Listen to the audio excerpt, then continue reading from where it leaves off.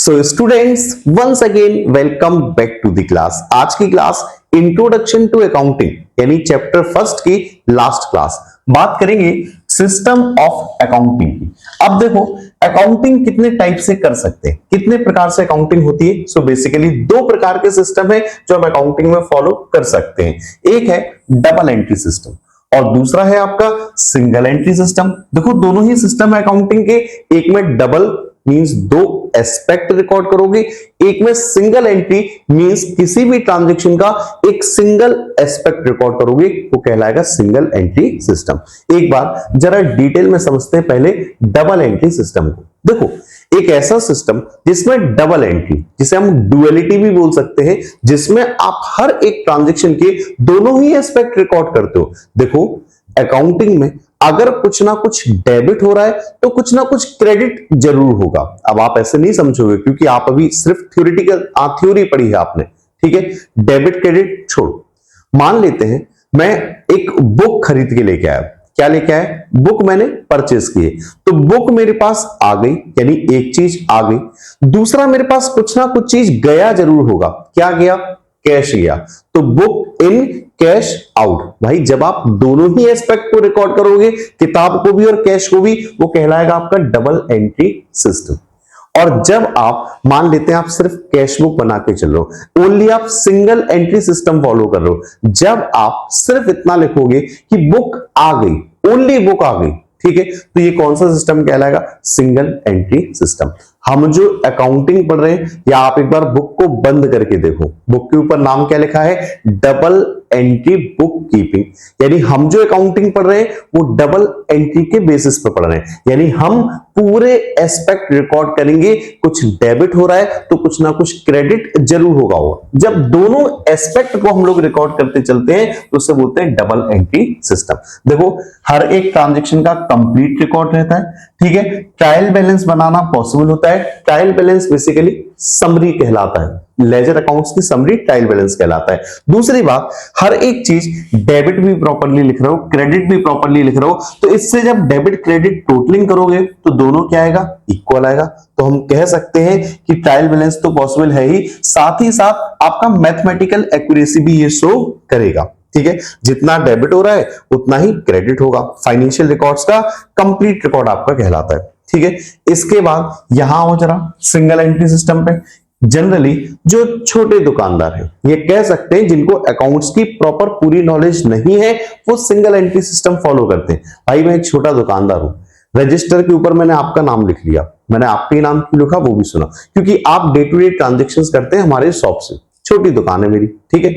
आप डेट लिखी मैंने, आज आप क्या सामान खरीद के लेके गए मैंने वो लिख दिया। फिर आप नेक्स्ट डे क्या उधारी पे सामान खरीद के लेके गए मैंने वो लिख दिया। सिर्फ मैं ओनली कैश बुक मेंटेन कर रहा हूं, या मैं सिर्फ ओनली एक लेजर अकाउंट मेंटेन कर रहा हूं, वो आपका सिंगल एंट्री सिस्टम कहलाता है, ठीक है। अब देखो, सो record only cash and personal account, सिर्फ कैश बुक या फिर पर्सनल अकाउंट मेंटेन करोगे। जैसे मैंने कहा कि मैंने आपका अकाउंट लिख लिया, ये इनकम्प्लीट अकाउंटिंग रिकॉर्ड्स कहलाते हैं। कंप्लीट नहीं है, अनरिलायबल है, इन पे बहुत ज्यादा भरोसा नहीं किया जा सकता। भाई करेक्ट नेट प्रॉफिट या नेट लॉस ये सिस्टम कैलकुलेट करके नहीं देगा।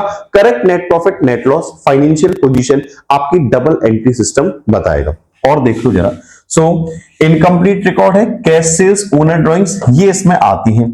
Used by small business sole traders, तो ये स्मॉल बिजनेसेस के द्वारा या एक सिंगल ट्रेडर के द्वारा, सिंगल एक व्यापारी के द्वारा ये सिस्टम फॉलो किया जाता है। इसके बाद मेन हमें पढ़ना क्या है, ध्यान रखिएगा, मेन पढ़ना है डबल एंट्री। पूरी बुक हमारी डबल एंट्री के ऊपर बेस्ड है। बस एक लास्ट चैप्टर, कौन सा चैप्टर? एक लास्ट चैप्टर आप पढ़ोगे सिंगल एंट्री के बेसिस पर, जिसका नाम होगा या तो सिंगल एंट्री सिस्टम या अकाउंट्स फ्रॉम इनकम्प्लीट रिकॉर्ड। तो इनकम्प्लीट रिकॉर्ड होता है, सिंगल एंट्री सिस्टम ही कहलाता है। अभी देखो मेन मैंने क्या कहा कि हमें पढ़ना है डबल एंट्री सिस्टम। तो डबल एंट्री को जरा डीपली और समझ लो। देखो डबल एंट्री में क्या होता है, every transaction has a dual effect. हर एक ट्रांजेक्शन के दो इफेक्ट जरूर होंगे। अगर कुछ डेबिट हो रहा है तो कुछ ना कुछ क्रेडिट जरूर होगा, कुछ डेबिट हो रहा है तो कुछ ना कुछ क्रेडिट जरूर होगा। यहां देखो, या तो एसेट्स या एक्सपेंसेस कुछ ना कुछ इंक्रीज जरूर होगा। ठीक है, अगर यहां कुछ इंक्रीज हो रहा है तो कोई एसेट या एक्सपेंसेस क्या होगा, डिक्रीज होगा। डिक्रीज नहीं होगा तो लायबिलिटी इंक्रीज होगी। एक एग्जांपल वापस से, मैंने बुक खरीदी, क्या खरीदी थी, बुक। एक एसेट आ गई बुक, एक कैश चला गया डिक्रीज, तो एक आ गया डेबिट हो गया, ठीक है एसेट, और एक एसेट चली गई कैश चला गया डिक्रीज, यानी कि क्रेडिट हो गया। तो जो इंक्रीज हुआ डेबिट, जो डिक्रीज हो गया क्रेडिट। इंक्रीज बुक हमारे पास आ गई इंक्रीज, कैश हमारे पास से चला गया क्रेडिट। ऐसे ही अगर मान लेते हैं एसेट डिक्रीज नहीं हुई, कैश नहीं गया, मान लो बुक उधारी पे खरीदी थी, उधारी पे खरीदोगे तो लायबिलिटी भी तो बढ़ सकती है। तो या तो एसेट या एक्सपेंसेस डिक्रीज होंगे या फिर लायबिलिटी डिक्रीज। कुल मिलाकर ये समझ लो कि हर जगह आपके दो एस्पेक्ट जरूर काम करेंगे, कुछ डेबिट होगा तो कुछ ना कुछ क्रेडिट जरूर होगा। ठीक है, याद देख सकते हो, two sides to every story, हर एक स्टोरी के दो साइड होंगे ही होंगे। ठीक है, अब ये बात कितनी बार बोलूंगा, ठीक, और हमेशा डेबिट इक्वल्स टू क्या आएगा, क्रेडिट। इससे हमें आगे चल के एक चैप्टर पढ़ना है अकाउंटिंग इक्वेशन, तो डेबिट इक्वल्स टू क्रेडिट होता है, इसीलिए हम एक इक्वेशन बना देते हैं assets equals to liabilities plus capital. Capital को ही इक्विटी भी बोलते हैं। तो एसेट्स हमेशा किसके इक्वल आती है, liability plus capital. Liability internal liability कहलाती है, सॉरी लायबिलिटीज एक्सटर्नल लायबिलिटीज कहलाती है, और equity capital means internal liability. तो है तो दोनों लायबिलिटी, तो एसेट्स इक्वल्स टू हमेशा क्या होगा, लायबिलिटी। हमेशा आपकी बैलेंस शीट का टोटल इक्वल आएगा, डबल एंट्री सिस्टम फॉलो करते हो तो।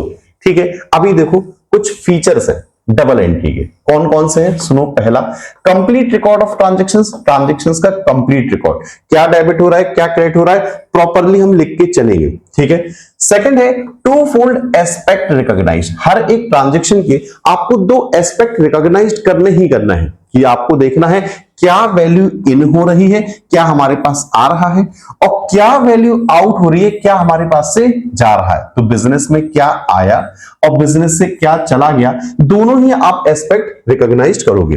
फिर रिकॉग्नाइज करने के बाद एक चीज तुम्हारी डेबिट हो जाएगी, एक चीज तुम्हारी क्रेडिट हो जाएगी। इसी को हम डुअलिटी रूल भी बोलते हैं। ठीक है, सो डेबिट देख लो कब होता है, जब एसेट्स इंक्रीज होता है, लायबिलिटीज आपकी डिक्रीज होंगी। ठीक है, तब आपका ऐसे यहां पर क्रेडिट कब होता है, जब एसेट्स डिक्रीज होंगी। अच्छा चलो ठीक है, ये डेबिट क्रेडिट बेसिकली आपको सिर्फ एग्जांपल्स दे रखे हैं। ठीक है, रूल नहीं है, एग्जांपल्स है, रूल्स तो हम लोग आगे क्लासेस में डिस्कस करेंगे। एक फोर्थ पॉइंट शो करता है arithmetical accuracy of trial balance. देखो ट्रायल बैलेंस की अर्थमेटिकल एक्यूरेसी, ट्रायल बैलेंस हमेशा मैच करेगा, क्योंकि डेबिट और क्रेडिट दोनों ही साइड क्या है, इक्वल है। सो डेबिट साइड का total equals to credit side का टोटल, क्योंकि हम फॉलो कर रहे हैं duality system, double entry bookkeeping. ठीक है, सो चार फीचर हैं, बड़े आसान से फीचर हैं। नेक्स्ट आओगे आप लोग स्टेजेस, डबल एंट्री की स्टेजेस देख लो। वैसे पढ़ाने लायक टॉपिक नहीं है, क्यों नहीं है, क्योंकि आप लोग अकाउंटिंग प्रोसेस पढ़ चुके हो, आप लोग फीचर्स ऑफ अकाउंटिंग भी पढ़ चुके हो। भाई जो भी अकाउंटिंग पढ़ रहे हो, accounting means double entry system basis पर ही अकाउंटिंग कर रहे हो। तो अकाउंटिंग में स्टेजेस कौन कौन सी थी, सबसे पहला काम रिकॉर्डिंग, किस में करते हो, जर्नल में। कैसे करते हो, क्रोनोलॉजिकल ऑर्डर में करते हो, डेट वाइज यानी टाइम वाइज ट्रांजैक्शंस नोट करते हो। नोट करने के बाद नेक्स्ट काम क्लासिफाइंग। क्लासिफाइंग का मतलब पता है क्या, सिमिलर नेचर की ट्रांजैक्शंस अलग जगह लिख लेना। ठीक है, ग्रुप्स बना लेना डिफरेंट डिफरेंट, एक्सपेंसेस एक जगह लिख लो, इनकम अलग लिख लो, एसेट्स को अलग नोट करो, लायबिलिटीज को अलग नोट करो, ग्रुप्स में डिवाइड कर लो। ये बेसिकली कहलाता है क्लासिफाइंग। क्लासिफाइंग किस में करते हैं पता है क्या आपको, लेजर अकाउंट्स में। ठीक है, तो ये देखो आपका कैश अकाउंट बन गया, सेल्स अकाउंट बन गया। ठीक है, ये बहुत सारे लेजर हैं आपके। ठीक है, इन लेजर की जब टोटलिंग होती है ना, तो हमारे टोटलिंग आती है आपकी ट्रायल बैलेंस। तो कुछ का डेबिट बैलेंस होता है, कुछ का क्रेडिट बैलेंस होता है। टोटलिंग करते हो तो डेबिट इक्वल्स टू क्या आता है, क्रेडिट। ठीक है, एक तीसरा पॉइंट और है closing the books of accounts, इसी को हम लोग समराइजिंग बोलते थे। बेटा समराइजिंग याद है क्या तुम लोगों को, summarising means profit and loss account और बैलेंस शीट। तो एट द एंड हम ये बनाते थे। तो अकाउंटिंग में हमने मेन स्टेप ये तीन ही पढ़ी, रिकॉर्डिंग, क्लासिफाइंग, समराइजिंग। इसके अलावा एनालिसिस, इंटरप्रिटेशन, कम्युनिकेटिंग वो भी पढ़ा। क्लियर है मेरी बात, अभी सिर्फ तीन ही। चलो अभी नेक्स्ट आओ आप लोग, फीचर्स हमारे हो चुके हैं। नेक्स्ट आ जाओ एडवांटेजेस ऑफ डबल एंट्री। अगर आप डबल एंट्री सिस्टम फॉलो करते हैं तो क्या क्या बेनिफिट्स देखने को मिलते हैं। मैंने कहा ना, ये पूरी class 80% class double entry system पे ही फोकस रहेगी, क्योंकि आपको पूरी बुक में पढ़ना डबल एंट्री सिस्टम ही है।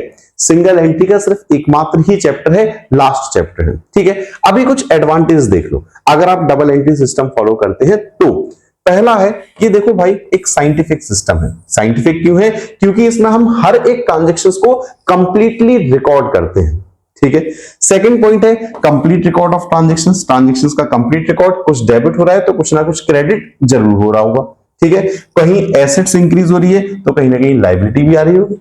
इसके बाद arithmetical accuracy means mathematical accuracy बिल्कुल पता करेंगे हम कि भाई साहब मैथमेटिकली करेक्ट होना चाहिए।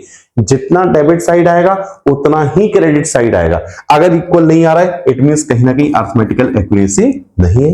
नेक्स्ट, इस सिस्टम का एक ये भी फायदा है कि आप करेक्ट प्रॉफिट या लॉस कैलकुलेट कर सकते हैं। सिंगल एंट्री सिस्टम से आप करेक्ट नहीं निकाल सकते हो।